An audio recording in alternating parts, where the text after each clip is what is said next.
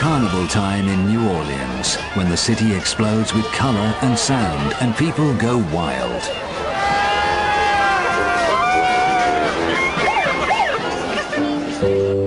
But for one person, New Orleans holds a different kind of magic.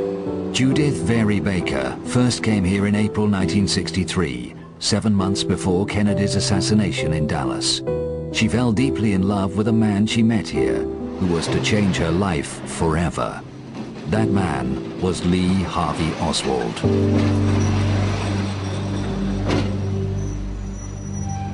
Lee Oswald was an innocent man who gave his life for his country, who was a loyal Marine to the very end, and he deserves better in history than the vile portrait of him that's been painted. This is a man who is a hero, and I stand as a witness to that. Period.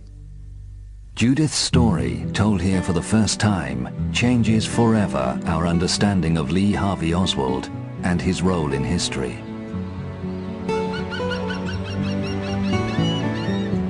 That story begins in Bradenton, Florida, where as a young schoolgirl Judith excelled in science, as her sister Linda explains.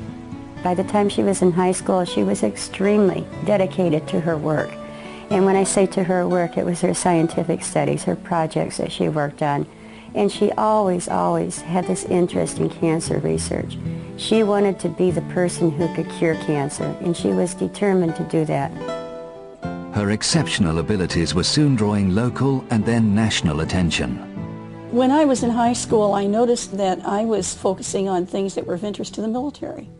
My work with cancer, my work with getting metal out of seawater and all that, excited a great deal of interest. I gave lung cancer to mice faster than it had ever been done before with all their big labs and everything else. They were astonished. And they even went to my school and checked everything out, and of course I had all the proof. All the doors opened from there. I found myself invited as soon as I could graduate. I was sent to Buffalo, New York, to the oldest and most prestigious, at that time, cancer research center in the United States, Roswell Park Memorial Institute for Cancer Research, under the auspices of Dr. Deal and Dr. Ochsner. Dr. Alton Ochsner, one of the world's leading cancer specialists, was fiercely anti-communist. He was to play a crucial role in Judith's life.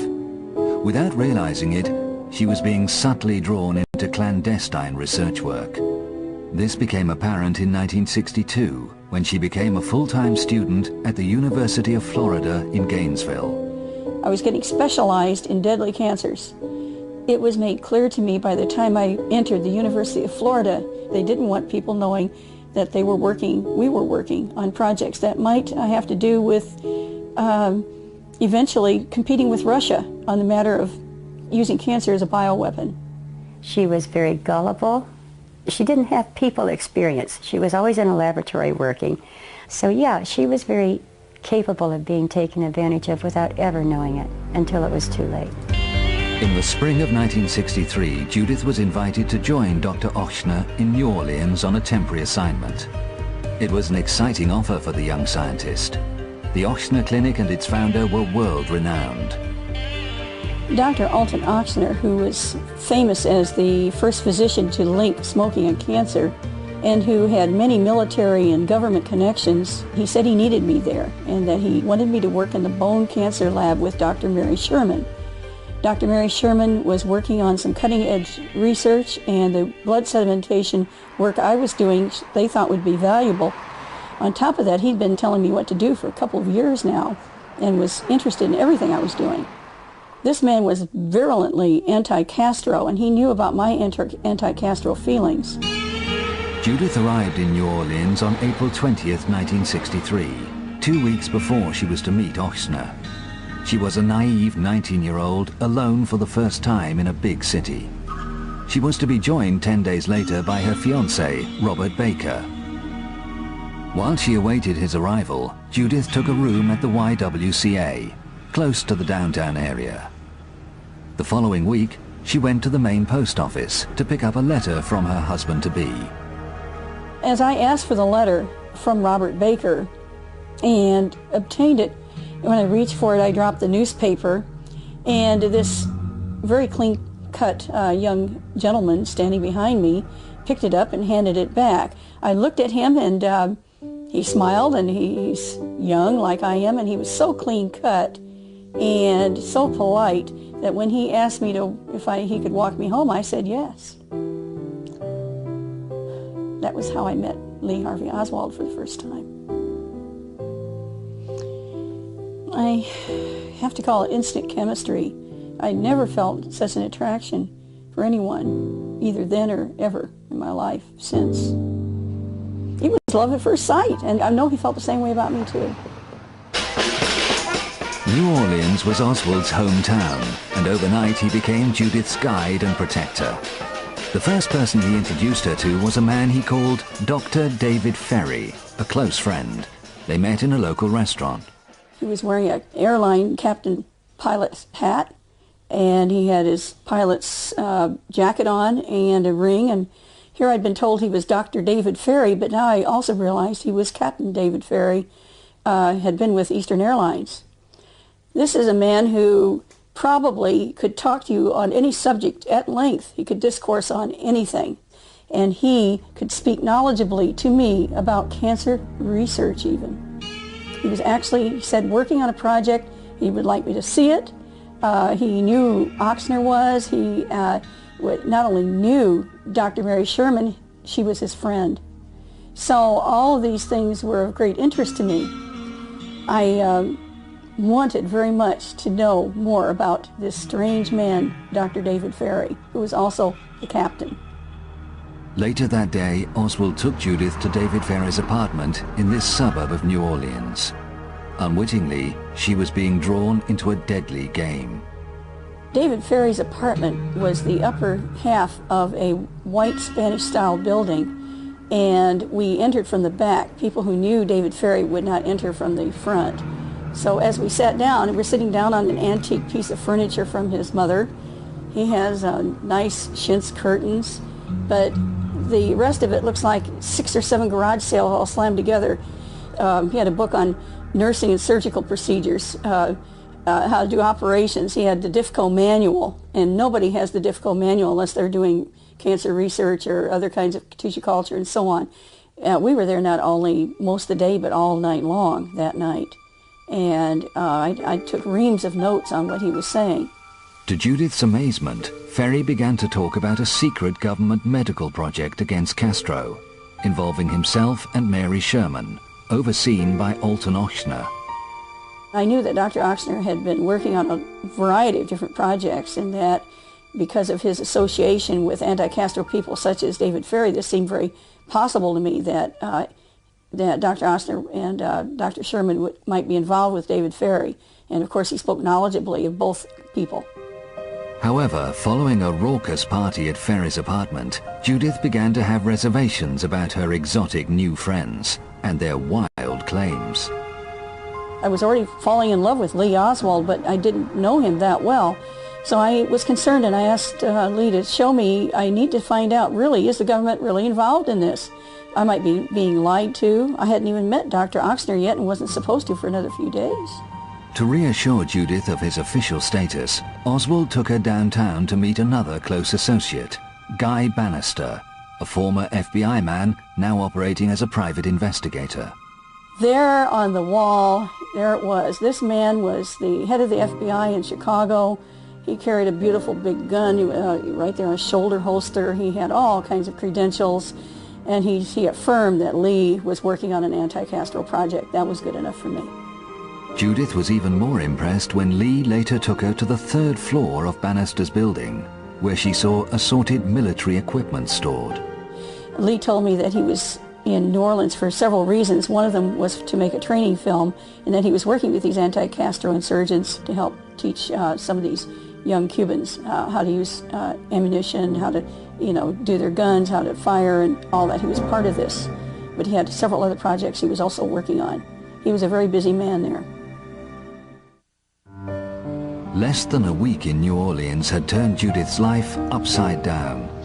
With the arrival of her fiancé, Robert Baker, she faced a difficult choice. I knew I was falling in love with Lee Oswald, and I knew Lee was falling in love with me. And yet I had strong feelings for Robert Baker, whom I'd known for 10 months.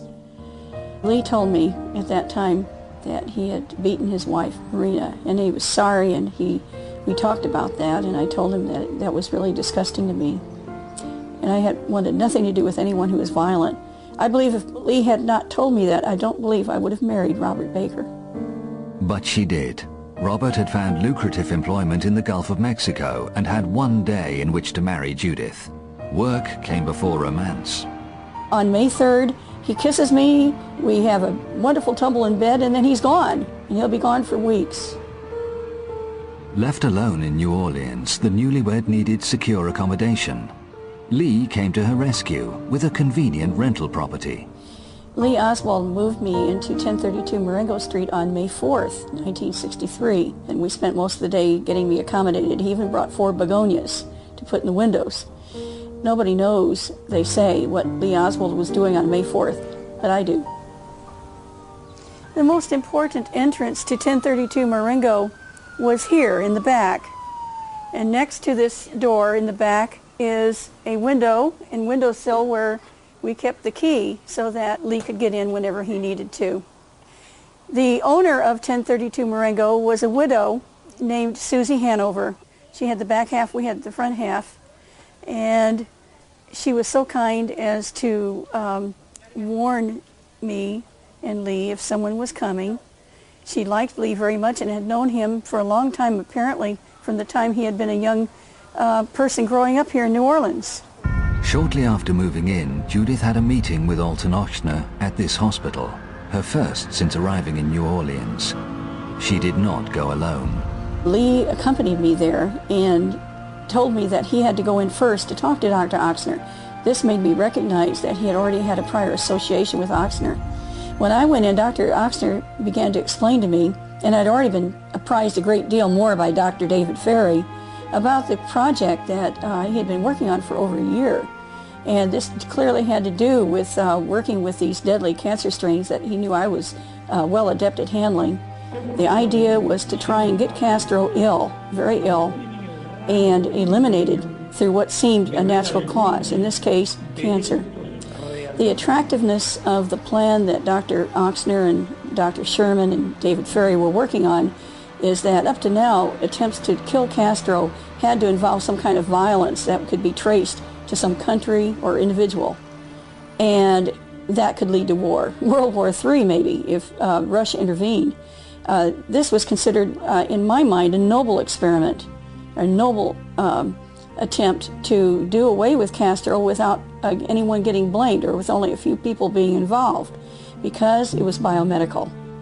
At any rate, at the end of the summer, he promised me that I would skip 2 years of school and go directly into medical school at Tulane Medical School. Of course, how could I say no?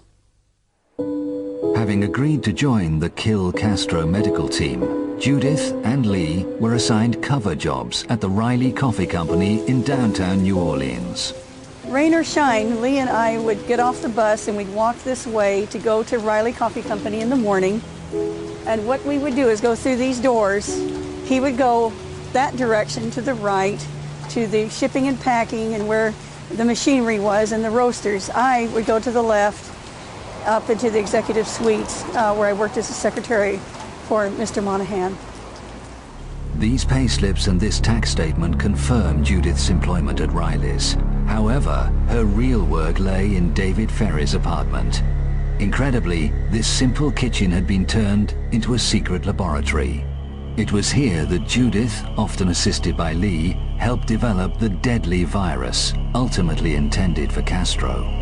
It was my job to work with 50 to 60 mice at a time, and these mice had large tumors that had developed. They were being brought in from another nearby locale, some other place. Now, these animals had already been inoculated with cancer when they were weanling mice, very, very tiny, and in a matter of a week or so, the cancer that they had developed at this time, the lumps and the tumors were as large as these little mice, so to the point where they could hardly drag these huge tumors along. And we would actually have to kill these mice, cut out the tumors, weigh the tumors, see which ones were the heaviest, because those were the fastest growing. We were interested in the weight and how fast these tumors grew. We were after a vicious cancer, a galloping cancer. And all the tumor material that seemed to be most vigorous was then placed in a blender and blended together so they could recycle and not lose that virus. And the other thing that we were doing was making tissue cell cultures from the most vigorous and deadly cancers. Judith regularly took these materials and her reports from Ferry's lab to Dr. Mary Sherman's apartment in a smart part of town. Down there is St. Charles Street, where the streetcar would just drop me off, and then I had a 1-minute walk down this little corridor here and went in here, crossed into where these people are entering, and went inside, and inside is a nice courtyard, and I entered Mary Sherman's apartment. And I usually drop things off. Sometimes I would stay there and read and wait for her to come. Dr. Mary Sherman was not a person who was anything but gracious and an honorable lady in every sense. I never felt like she was someone who had any vices at all. I felt these contacts were necessary so that there would be some way for her to report on my work and what I was doing as if I were some kind of student working under her anyway, so I could go into Tulane in the fall, which was still the plan. Mary Sherman secretly carried out vital work on the bioweapon at another location. Oswald was the go-between.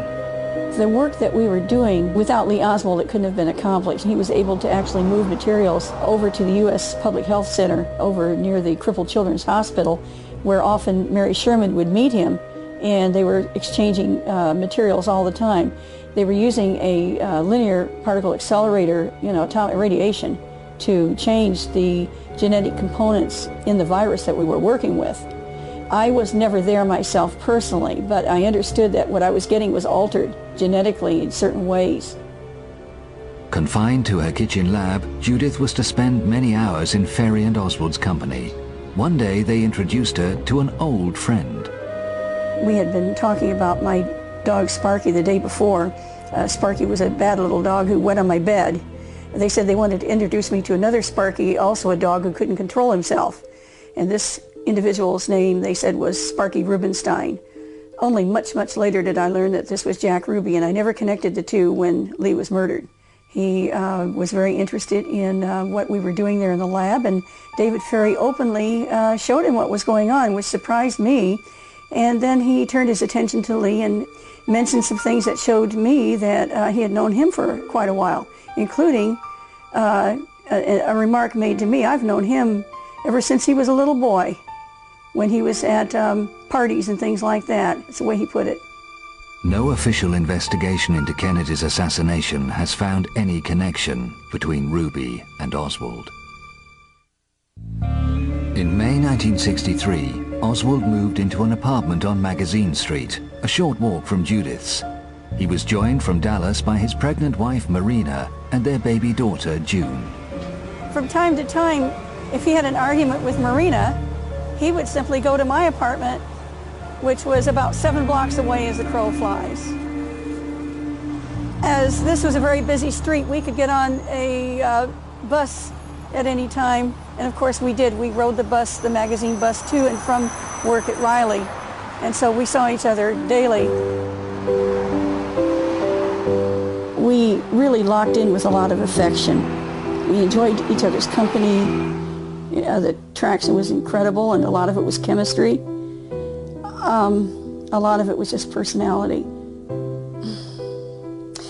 Lee and I tried not to sleep together because of our marriage obligations. But the fact is it was a losing battle. And between Lee's disappointment with Marina and my disappointment with my husband, and the tremendous attraction we had for each other, we just couldn't bear it anymore. We found such great pleasure in just being together. Why not? Clay Shaw, a close confidant of Oxner's and a leading New Orleans businessman, helped the young lovers. Later, he was to go on trial for conspiring to kill Kennedy, only to be acquitted. Clay Shaw felt sorry for Lee and me, so he set up so we could actually go to a few hotels. And at each time we went into separate rooms. But at those times we had all the room service, we had food, and we had privacy, and this is in the afternoons. So I mean, he was always home by night, but we couldn't help ourselves. Lee Oswald was a man who was attractive to me, not only physically, but also intellectually. We enjoyed our music, we enjoyed talking, and we enjoyed being in bed together with each other. As the young lovers were drawn deeper into Alton Ochsner's project, they became increasingly aware of the powerful forces controlling it. What Dr. Ochsner and Dr. Mary Sherman and David Ferry were doing was assembling various products that could be used by the CIA, perhaps by the Mafia, and they were involved with both, that could be used against Castro and against insurgents or mercenaries or groups that were communist that they felt were infiltrating Central and South America. However, the cancer virus they intended for Castro was proving to be not potent enough. Young Judith came up with the answer. I convinced Dr. Ochsner and others that the real thing we need to do is pull down Castro's immune system by using several ploys, and then when the cancer is introduced into his body, it would be found in his blood system. They'd put him in front of the X-ray again and again and again. He'd be injected again and again. Supposedly he'd be getting treatments to kill the cancer when actually his immune system is getting destroyed. That could be done. In other words, Castro could be eliminated by using the X-ray, and they'll think that it's the side effects from lung cancer. And that was my idea. Judith and Lee felt intense pressure to succeed. They were horrified to learn that some of the sponsors of the Kill Castro program were also interested in getting rid of Kennedy because of his perceived failure to deal with the communist threat so close to America's shores. We were aware of this through David Ferry, who had infiltrated groups who were planning or trying to kill Kennedy and or to kill Castro. By focusing on Cuba, if Castro were dead and taking over Cuba again, everybody would be satisfied. The military, the CIA, the Mafia, and other elements, the anti-Castroites. Everybody would be happy if Castro were out of the picture. Otherwise, it seemed that these people really basically were focused on eliminating Kennedy, and then they could do as they pleased with Cuba, with another administration. And a lot of these people had a lot of power. It was a frightening thing for me to hear about all these things. But for Agent Oswald, the Kill Castro project was only one of several undercover assignments that summer, as Judith learned. First of all, he and Guy Bannister went out and worked with students trying to uncover radicals that were on campus. This is very important. They were getting ready to leave for the summer, and Guy Bannister was convinced that these students would be agitators during the summer for pro-civil rights events and so on. On the other hand, as soon as these students left, which was at the end of May when school got out, Lee was then free, of course, to try and kind of polish up his pro-Castro end of things, because he was supposed to be a pro-Castro person eventually, to be groomed enough and to be able to enter Cuba if they ever wanted him to go to Cuba. This alleyway behind Riley's had often provided Oswald with the means of slipping away unobserved to pursue these intelligence assignments. But by mid-July, those days were drawing to an end. They needed an excuse to fire Lee because he'd actually fulfilled all the anti-Castro things he'd done with Guy Bannister and so on, and he was moving into a new phase, and that was to promote his pro-Castro image. That was going to be on television. Well, I would very definitely say that I am a Marxist, that is correct, but that does not mean, however, I'm a communist. Pamphleteering, all kinds of things to make him look like a pro-Castro maniac practically, and here he's working at Riley. This is a right-wing company. I mean, it would be a disaster. So of course they did not want Lee Oswald on the premises anymore. Lee was fired on a pretext, and Judith soon followed because of her associations with him. But her hard work at the lab had paid off. The cancer virus required just one final test before it's dispatched to Cuba. It was made clear to me, and I felt very badly about it, that human volunteers, so-called, would have to be relied upon to test the materials. When this was made, when I realized that this was happening, I had some ethical objections. The plan was to bring prisoners to this Louisiana mental hospital from the Angola penitentiary 30 miles away.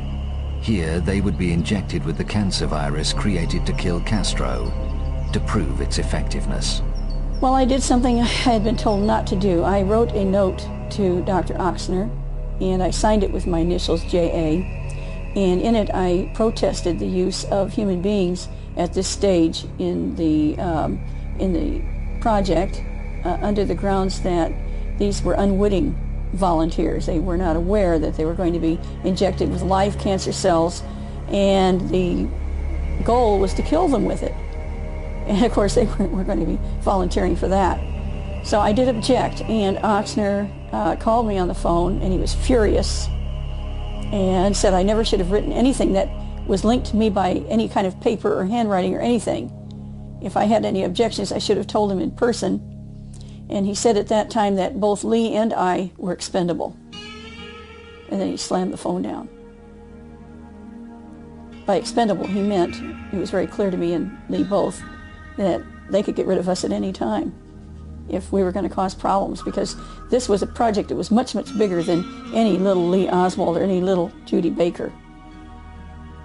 So, in late August, Oswald and Ferry arrived in the small town of Clinton, 130 miles from New Orleans, in a black Cadillac driven by Clay Shaw. Here they met a hospital orderly and awaited phone instructions on where to join the prison convoy, en route from Angola, bringing the volunteers to the nearby mental hospital at Jackson. It was necessary for David Ferry to make the initial injections. There's a doctor up there who would be taking it on, but he had to be shown how to handle the materials. That was the first thing, and David knew how to do injections.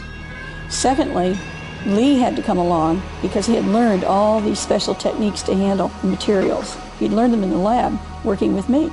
And so, as the experiment was successful, he was selected as the ideal person to take these materials down to Mexico City, where they would be handed over to a contact, a medical student or a medical technician. And those materials would then be taken over to Cuba and handed over in Cuba to a member of Castro's medical team who could be trusted. So that's why Lee Oswald had to be there. Lee Oswald, the orderly, and Clay Shaw, and of course David Ferry entered into Jackson Mental Hospital behind the vehicle that was transporting these prisoners who were going to be injected. In they all went at the same time. The orderly that was with them that they had picked up outside of Clinton showed them where to go inside, and at that time those prisoners received the injections that were necessary to begin this terrible round of injections and X-ray, injections and X-ray that they hoped would actually kill these people. Judith's ethical objections to the tests at Jackson had made an enemy of Alton Ochsner. But she was required for one final task. They needed to know if the cancer virus had taken. This test had to be done within 72 hours, and on August 31st, 1963, Lee Oswald drove me up to Jackson. I was wearing my little white outfit, so I looked like a nurse type. I was taken by the orderly up through a freight elevator and then into this area. This person I was taken to see, who was one of the prisoners who had been injected, was in a bed by himself, and I noticed at once that he was thrashing about and he didn't even know where he was. He was quite ill already. This is only within 72 hours of being injected with this material and having been subjected to these high doses of X-ray. And I did finish my reports. I realized that the method, we had hit 100% here with this gentleman at least, and that he was responding as expected, and apparently the method was going to work. But Alton Ochsner's anger at Judith was unabated, and he reneged on his promise of a place for her at Tulane Medical School. She now had no alternative but to leave New Orleans and Lee and return to Gainesville with her husband. But the young lovers were determined that their affair would not die. They met for the last time at their favorite hotel. It was a time of grief and a time of great joy too, because just being with each other in privacy, and we were able to put some of our dreams out there, lay them on the table and say, how can we meet? How can we get together again? How are we going to handle this? This was not goodbye, this was au revoir. We wanted very much to meet again, not only meet again, but to marry. And we were adamant in these hopes of ours. Neither of us wanted to stay the long term with the mate that we presently had. Both of us felt quite neglected by them. Lee told me about a city called Merida that was down in the Yucatan Peninsula that had CIA contacts located there, and that we would find a way to meet in Merida and get married there. And it was the last time I saw him in the flesh, except for a brief glance at him the next day when we pulled out of town, heading toward Fort Walton Beach, Robert's parents' home. And Lee is standing there on the corner. He's dressed in flip-flops and a pair of plain pants and a white T-shirt, and he's reading a newspaper. And he lowers the newspaper, and I'm looking into his eyes as the car turns a corner, and it's the last time I saw him face to face. At Jackson, within a month of Judith's departure, the first prisoner injected with cancer died. She later learned Oswald traveled to Mexico City in late September to hand over the deadly materials intended for Castro. But his trip was a catastrophe. The drop for the flasks containing the serum was a souvenir shop, but no one showed. Even his main CIA contact, a mysterious Mr. B, had suddenly left for Washington. He began to do everything he said he possibly could think of that might make him get a chance to meet someone who would be able to take the material from him.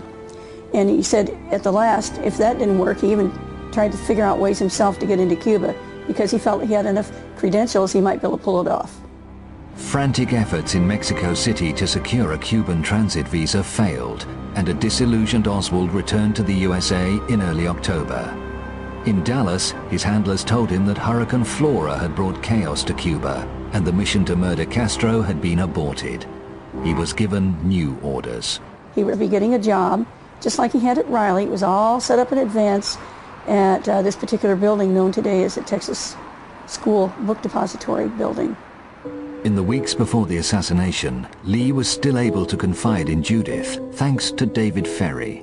He did manage to set up through the Mafia a special phone line using their racing telephone lines that they had between Miami and Dallas. And that was perfectly free. We didn't have to spend a nickel. During the 14 or 15 telephone calls that Lee and I exchanged, most of them to me, these calls lasting about an hour to an hour and 45 minutes. The tone of the conversations as time wore on got more and more desperate in a way. Lee was penetrating a ring that he had gotten introduced into by David Ferry and Clay Shaw, and Lee put on the robes of one who was interested in sincerely assassinating the president, and this was not ever the case in reality. It was pretty well known to me by just a little bit before the assassination that Dealey Plaza and the airport and the Trade Mart were the three sites that they were going to try and kill Kennedy. If they didn't get him at one, it'd be at one of the others. He didn't know that he might be at Dealey Plaza itself. He even told me the second last phone call we had that they might call him and ask him to go somewhere else at lunchtime or something. And the they I'm talking about became more and more indistinct to him because every time he met one or two of them, it was somebody he didn't know. Kennedy's arrival in Dallas was now only 5 days away. When Lee called me on Sunday, November 17th, this was a very harrowing call for me. I'm talking to a man who says, don't feel sorry for me. You've got to understand that this is fulfilling a dream. I might be able to save the president. And he said, that's worth dying for. He said, I'm not scared to die so much. I'm just scared about leaving my kids behind and they'll think maybe I did it because they're going to try to blame me. Now he's talking this way on Sunday. He had the idea that he never probably would have lived a long time because I said, you know, it's like an oak tree. You're just getting started in your life. And he said, no. He said, I'm like a lily. And he said, that's beautiful too.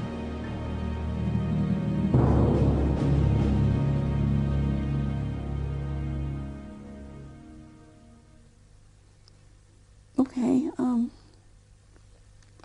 Anyway, he said, just please don't feel sorry for me.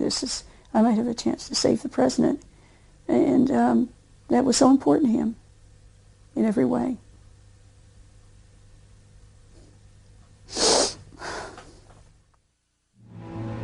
On Wednesday, November 20th, 1963, Judith, frantic with worry, called Lee at his workplace, the Texas School Book Depository.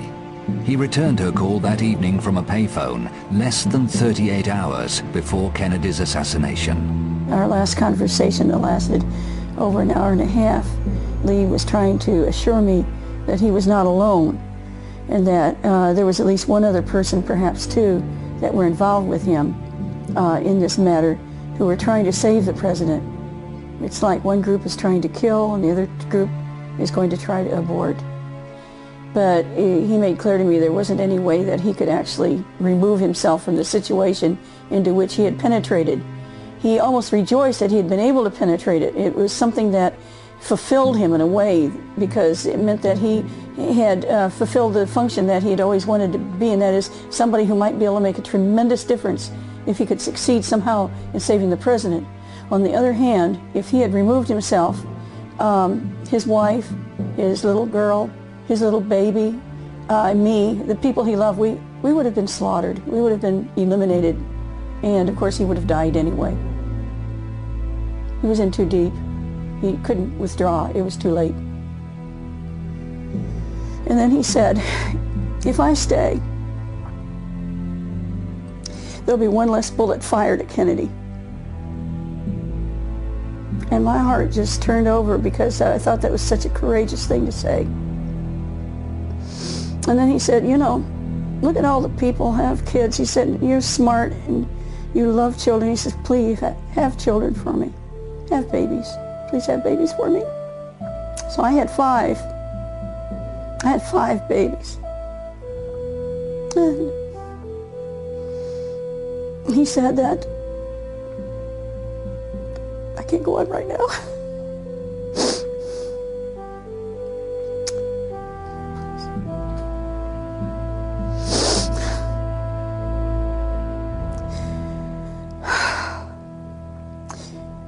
In the final minutes of our call, he gave me some of the concerns he had. The most he had been able to find out that there was a connection between the assassination and persons whose names were Billy Celestes and Bobby Baker. Not that they were directly involved, but because of them.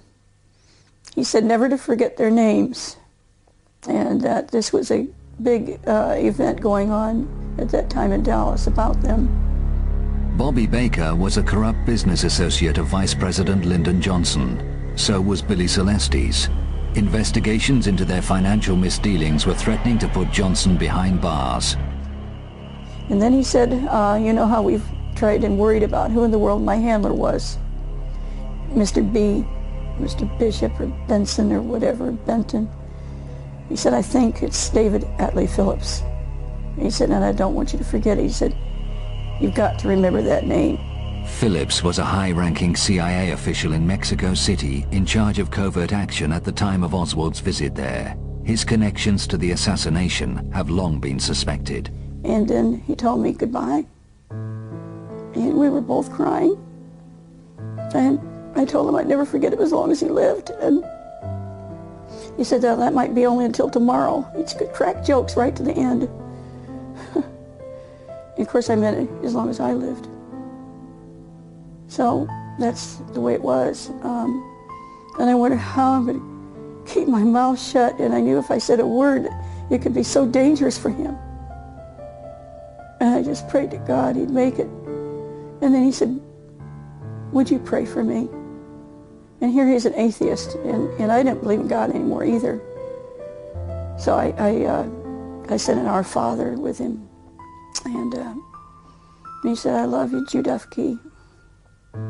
Hung up. That's all. That's it.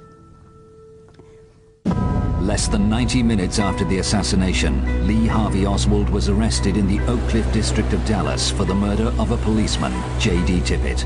12 hours later, he was charged with the murder of President Kennedy. That evening, Judith in Gainesville received a frantic call from David Ferry in New Orleans. Dave said to me, you have to keep your mouth shut and your head down. He said, I know you're an emotional person. He said, I'm an emotional person. He started really losing it a little bit. And he said, everything's gone wrong. I'm really concerned that, maybe things won't go right, but you've just got to hold on to the hope that we're going to get him out of there. And he said, and I swear to you, I think he said, I swear on a stack of Bibles, or I swear on my life, I am going now. I'm going to go all the way to Houston. I'm going to drive all the way there, go to that little airport at Alief, pick him up, and we'll go over to Hull Field. He'll get on the plane there, and he said, my boys will drive my car back to New Orleans, and I'll fly him to Laredo. Even he said, even if Lee didn't make it to Alief, even so, he'd be able to find out what was really going to happen to Lee, because he had so many contacts. And just trust him and hang on and keep my mouth shut. And then he slammed the phone down. On the morning of Sunday, November 24th, Oswald was to be moved from the Dallas City Jail, where he had been kept since his arrest, to the greater security of the county jail. The event was televised across the nation. In Florida, Judith was watching. As I watched, and I'm thinking, they're transferring him.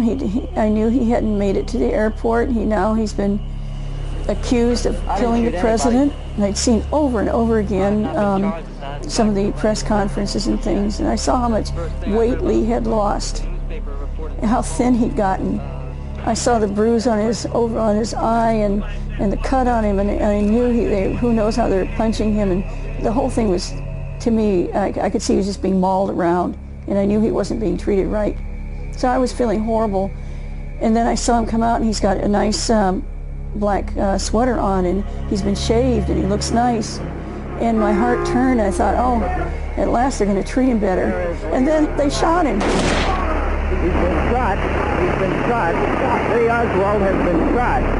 There's a man with a gun. Absolute panic. I think I don't know what happened to me. I don't remember anything literally for hours after he was shot, and I was trying to see what happened, and my friend, I think, started to scream. I think I was crying, and I knew he was dead.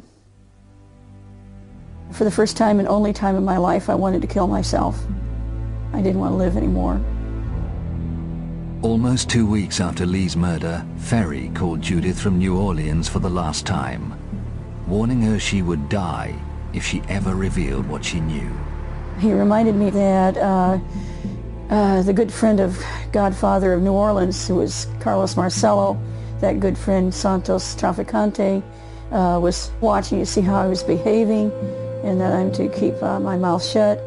And he also told me I could no longer expect to shine in any area. I'm not to have any more nice little news clippings or make straight A's or any of that, because I had to be a vanilla girl and be a nobody and keep my head down and make no waves if I wanted to stay alive. He abruptly ended the call, told me he could never contact me again. He told me that I was never to speak about any of this to anybody again, for all our own goods. And I never spoke to anybody about anything because I didn't want to die. No more science work, no more trying to help anybody, no more trying to cure cancer. Everything had gone wrong, everything. That's it. Judith kept her secret for 40 years, but with her children grown up, she finally decided to break her silence before it was too late. It's been a huge embarrassment to my family, to my children, a shock to them. I've always raised them to be very moral, and here their mother is saying that she was the mistress of an alleged assassin of the President of the United States. I want to make it clear that I'm making this statement at cost to me personally and to my family, but that it is the right thing to do because Lee Oswald is an innocent man, and my only and sole desire is to see his name cleared. Did you kill the president? No, I've not been charged with that. In fact, nobody has said that to me yet. Oswald, did you shoot the president? I didn't shoot anybody, sir. I haven't been told what I'm here for. You have a lawyer? No, sir, I don't. I do request for someone to come forward to give me legal assistance.